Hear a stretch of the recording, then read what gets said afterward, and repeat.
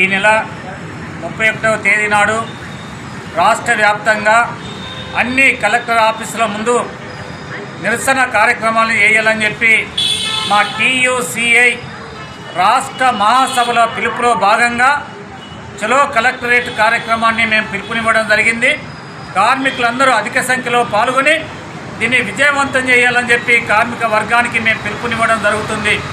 ప్రధాన డిమాండ్లు NMR కార్మికులందరినీ permanent చేయాలని, కాంట్రాక్టు అవుట్సోర్సింగ్ కార్మికులకు సుప్రీంకోర్టు తీర్పు ప్రకారం సమాన పనికి సమాన వేతనాన్ని ఇవ్వాలని చెప్పి, PF ESI సదుపాయాల్ని కల్పించి దానికి సంబంధించినటువంటి ఏదైతే రిజైన్ చేసిన తర్వాత రాజీనామా చేసిన తర్వాత ఇచ్చేటటువంటి పెన్షన్లు ఉన్నాయో ఆ పెన్షన్ని కనీస పెన్షను 9,000 రూపాయల కాడికి ఇవ్వాలని చెప్పి, కనీస వేతనాలని సవరించాలని చెప్పి, కనీస వేతనం 26,000 రూపాయలకు తగ్గకుండా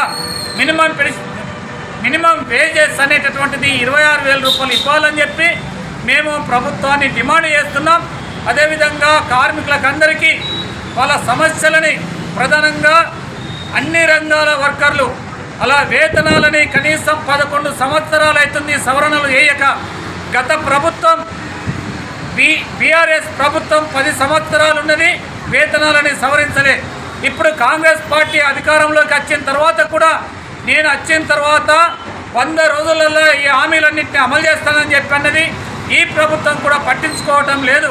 కావున ఈ సమస్యలని వెంటనే పరిష్కరించుటకు ప్రభుత్వం చొరవ తీసుకోవాలని, లేనట్లయితే పెద్ద ఎత్తున ఆందోళన పూనుకుంటామని చెప్పి తెలియజేస్తూ కార్మికులందరినీ 31వ తారీఖు నాడు చలో కలెక్టరేట్ కార్యక్రమంలో పాల్గొని విజయవంతం చేయాలని చెప్పి మరొకసారి పిలుపునిస్తున్నాం.